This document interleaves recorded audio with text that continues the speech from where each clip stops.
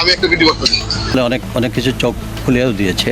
বদলির বিষয়টা জনপ্রশাসন। দর্শক, সিলেট থেকে বিদায় নিয়েও মাজারের শতভাগ নিয়ন্ত্রণ ডিসি সারোয়ারের হাতেই রয়েছে।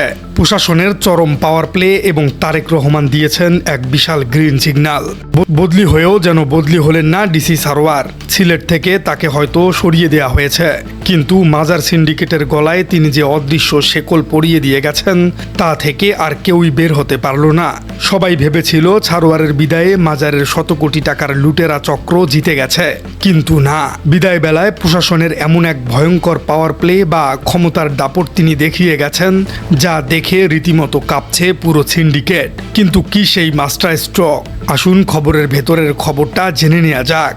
দর্শক, গত কয়েকদিন ধরেই সিলেটের হজরত শাহজালাল রহমাতুল্লাহ আলাইয়ের মাজারের দানবাক্সের টাকা নিয়ে গোটা দেশ যখন উত্তাল, যখন সিন্ডিকেটের চাপে ডিসি সারোয়ার আলমের মতো একজন সৎ কর্মকর্তাকে বদলি করে দেয়া হলো, তখন সাধারণ মানুষের মনে চরম হতাশা নেমে এসেছিল। মানুষ ভেবেছিল দুর্নীতির কাছে হয়তো আবারও হেরে গেল রাষ্ট্রযন্ত্র। কিন্তু শুক্রবার অর্থাৎ ২৬ জুন সিলেট সার্কিট হাউসে ঘটে গেল এক অভূতপূর্ব ঘটনা।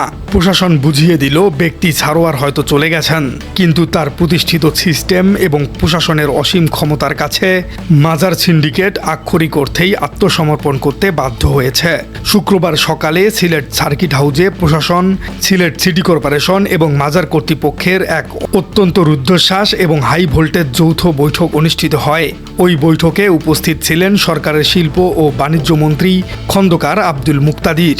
বৈঠক শেষে সংবাদ সম্মেলনে মন্ত্রী যে ঘোষণাটি দিয়েছেন তা বাংলাদেশের মাজার ব্যবস্থাপনার ইতিহাসে এক যুগান্তকারী মাইলফলক। তিনি অত্যন্ত স্পষ্ট ভাষায় জানিয়ে দিয়েছেন, মাজারের আর্থিক শৃঙ্খলা ফেরাতে এখন দানবাক্সের টাকা শতভাগ স্বচ্ছতা নিশ্চিত করতে একটি উচ্চ পর্যায়ের বিশেষ কমিটি গঠন করা হয়েছে। এই কমিটিতে মাজারের মোতাওয়াল্লিম পরিবার, মসজিদ ও মাদ্রাসার প্রতিনিধিরা থাকলেও কমিটির মূল নিয়ন্ত্রণ বা স্টিয়ারিং হুইলটি রাখা হয়েছে সরাসরি প্রশাসনের শীর্ষ কর্মকর্তাদের হাতেই। দর্শক, নতুন এই কমিটির কাঠামো দেখলেই বোঝা যায় ডিসি সারোয়ার আলম বিদায় নেবার আগে ঠিক যে ব্লুপ্রিন্টটি তৈরি করে গিয়েছিলেন, প্রশাসন অক্ষরে অক্ষরে সেটি বাস্তবায়ন করছে। এই উচ্চ পর্যায়ের কমিটিতে থাকবেন সিলেট মেট্রোপলিটন পুলিশের কমিশনার এবং রেঞ্জ ডিআইজি। আর সবচেয়ে গুরুত্বপূর্ণ বিষয় হলো এই কমিটির সাচিবিক বা দাপ্তরিক মূল দায়িত্ব পালন করবেন সিলেট জেলা প্রশাসক অর্থাৎ ডিসি। আগামী ১ মাসের মধ্যেই এই কমিটি মাজারের দান ও অনুদান ব্যবস্থাপনায় একটি চূড়ান্ত স্থায়ী রূপরেখা প্রণয়ন করবে। কিন্তু দর্শক, নতুন পদ্ধতি চূড়ান্ত হবার আগ পর্যন্ত কি হবে?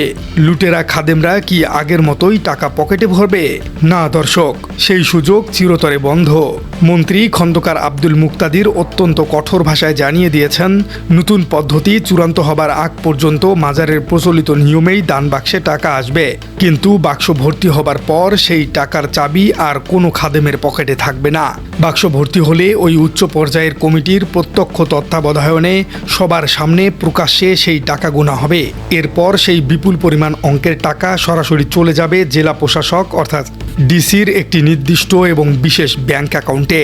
অর্থাৎ এখন থেকে মাজারের টাকার একচ্ছত্র নিয়ন্ত্রণ এবং হিসাব রক্ষণের দায়িত্ব শতভাগ জেলা প্রশাসনের হাতে ন্যস্ত হলো। খাদেম বা অন্য কোনো সিন্ডিকেট এই অ্যাকাউন্টের একটি পয়সাও নিজেদের খেয়াল খুশি মতো খরচ করতে পারবে না। দর্শক, প্রশাসন হঠাৎ করে এত বড় এবং সাহসী পদক্ষেপ কিভাবে নিল? রাজনৈতিক বিশ্লেষক এবং প্রশাসনের শীর্ষ সূত্রগুলো নিশ্চিত করেছে যে এই কঠোর সিদ্ধান্তের পেছনে রয়েছে রাষ্ট্রযন্ত্রের সর্বোচ্চ পর্যায়ের সরাসরি নির্দেশ। সম্প্রতি বিদেশি সফর শেষে দেশে ফিরেছেন প্রধানমন্ত্রী তারেক রহমান। দেশে ফেরার পরপরই তার টেবিলে সিলেটের এই মাজার ইস্যু এবং ডিসি সারোয়ার আলমের বদলি সংক্রান্ত চাঞ্চল্যকর রিপোর্টটি উপস্থাপন করা হয়েছে। যখন তিনি দেখতে পান যে যুগের পর যুগ ধরে ধর্মের নামে সাধারণ মানুষের অনুদানের শত শত কোটি টাকা একটি নির্দিষ্ট মাফিয়া চক্র লুটপাট করছে, তখন তিনি বিন্দুমাত্র ছাড় দিতে রাজি হননি। সূত্র বলছে, প্রধানমন্ত্রী তারেক রহমান সরাসরি প্রশাসনকে গ্রিন সিগন্যাল বা সবুজ সংকেত দিয়ে বলেছেন, মাজারের টাকার উপর থেকে সিন্ডিকেটের আধিপত্য যে কোনো মূল্যে গুড়িয়ে দিতে হবে। জনগণের দানের টাকা রাষ্ট্রের কোষাগারে এবং জনকল্যাণেই ব্যয় হতে হবে। রাষ্ট্রের সর্বোচ্চ পর্যায় থেকে এমন কঠোর এবং আপোষহীন বার্তা আসার পরই মূলত প্রশাসনের শীর্ষ কর্মকর্তারা সিলেট সার্কিট হাউসে বসে সিন্ডিকেটের ডানা চিরতরে কেটে ফেলার এই ঐতিহাসিক সিদ্ধান্ত গ্রহণ করেছেন। তারেক রহমানের এই জিরো টলারেন্স নীতি প্রমাণ করেছে যে নতুন বাংলাদেশে দুর্নীতিবাজরা যত বড় প্রভাবশালী হোক না কেন রাষ্ট্রযন্ত্রের শক্তির কাছে তাদের মাথা নত করতেই হবে। দর্শক, এবার একটু পেছনের দিকে তাকানো যাক। সদ্য সাবেক ডিসি সারোয়ার আলম যখন মাজারের ড্যাগগুলোতে সিলগালা করে দিয়েছিলেন এবং মাত্র 3 দিনে 17,65,000 টাকা উদ্ধারের বিস্ফোরক চিত্র দেশবাসীর সামনে তুলে ধরেছিলেন, তখন সিন্ডিকেট তাকে সরিয়ে দিয়ে ভেবেছিল তারা জিতে গেছে। কিন্তু আজকের এই দৃশ্যপট প্রমাণ করেছে ডিসি সারোয়ার আসলে হারেননি। তিনি এক ঐতিহাসিক বিজয় ছিনিয়ে এনেছেন। তিনি যদি সেদিন জীবনের ঝুঁকি নিয়ে ড্যাগগুলো না খুলতেন, তিনি যদি নিজের কেরিয়ার বাজি রেখে ওই 17 লাখ টাকার হিসাব সোনালী ব্যাংকের নতুন অ্যাকাউন্টে জমা না রাখতেন, তবে আজ প্রশাসন এই উচ্চ পর্যায়ের কমিটি করার যৌক্তিক ভিত্তিই পেত না। সারোয়ার আলম মূলত একটি ঘুমন্ত রাষ্ট্রযন্ত্রকে জাগিয়ে দিয়ে গেছেন।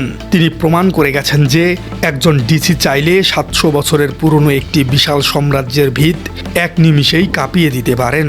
তার বদলি হয়তো একটি প্রশাসনিক প্রক্রিয়া ছিল, কিন্তু তার রেখে যাওয়া সেই অ্যাকাউন্টের ফরম্যাটই আজ পুরো মাজারের আর্থিক ব্যবস্থাপনা পরিচালিত হচ্ছে। সিলেট থেকে বিদায় নিয়েও তিনি যেন এক অদৃশ্য শক্তি হিসেবে মাজারের প্রতিটি টাকার হিসেব কড়াই গণ্ডায় বুঝে নিচ্ছেন। সিলেটের মাজারের এই ঘটনাটি পুরো বাংলাদেশের জন্য একটি বিশাল বার্তা। দেশে থাকা অন্যান্য বড় বড় মাজার এবং ধর্মীয় প্রতিষ্ঠানগুলোতেও যে নীরব লুটপাট চলছে, তাদের জন্য সিলেটের এই মডেলটি এখন একটি বিশাল অশনি সংকেত। প্রশাসন আজ প্রমাণ করেছে যে তারা যদি সত্যি সত্যি জনগণের পক্ষে দাঁড়ায়, তবে কোনো সিন্ডিকেট বা মাফিয়াই তাদের সামনে টিকতে পারবে না। ডিসি সারোয়ার আলমের জ্বালিয়ে যাওয়া সেই সাহসের মশালটি আজ পুরো প্রশাসন অত্যন্ত সফলভাবে নিজেদের হাতে তুলে নিয়েছে। আর প্রধানমন্ত্রী তারেক রহমানের সরাসরি হস্তক্ষেপে সেই মশাল এখন মাজারের সব অন্ধকার দূর করতে শুরু করেছে। ধর্মের নামে মানুষের আবেগ পুঁজি করে ব্যবসা করার দিন শেষ। এখন থেকে প্রতিটি দানের হিসেব রাষ্ট্র তার নিজের জিম্মায় রাখবে। একটি স্বাধীন, দুর্নীতিমুক্ত এবং স্বচ্ছ বাংলাদেশের যে স্বপ্ন কোটি কোটি মানুষ দেখে, সিলেটের সার্কিট হাউজের এই বিশাল সিদ্ধান্তটি সেই স্বপ্ন বাস্তবায়নের পথে এক বিশাল এবং অদম্য পদক্ষেপ। এটি হলো একজন সৎ সরকারি কর্মকর্তার জীবনের সবচেয়ে বড় সার্থকতা। সিলেটের শাহজালাল রহমাতুল্লাহ আলাইহির মাজার কেবল একটি ধর্মীয় স্থান নয়, এটি ছিল কিছু অসাধু মানুষের জন্য আলাদ্দিনের চেরাগ। যুগ যুগ ধরে দেশ বিদেশের লাখ লাখ মানুষ এখানে নগদ টাকা, সোনা, রূপা এবং বিদেশি মুদ্রা দান করে এসেছেন, কিন্তু সেই টাকার কোনো প্রাতিষ্ঠানিক অডিট বা হিসেব ছিল না। এই বিপুল অর্থ কোথায় যেত, কাদের পকেটে যেত, তা নিয়ে সাধারণ মানুষের মনে সবসময়ই এক বিশাল প্রশ্ন ছিল। আজ প্রশাসনের এই পাওয়ার প্লে এর মাধ্যমে সেই 700 বছরের অন্ধকার সাম্রাজ্যের পতন নিশ্চিত হলো। এখন থেকে প্রতি মাসে যখন জেলা প্রশাসনের উপস্থিতিতে প্রকাশ্যে টাকা গোনা হবে, তখন দেশবাসী জানতে পারবে প্রতিদিন ঠিক কত লাখ টাকা এই মাজারে দান হিসেবে আসে। প্রিয় দর্শক, এই পুরো বিষয়টিকে আপনি কিভাবে দেখছেন?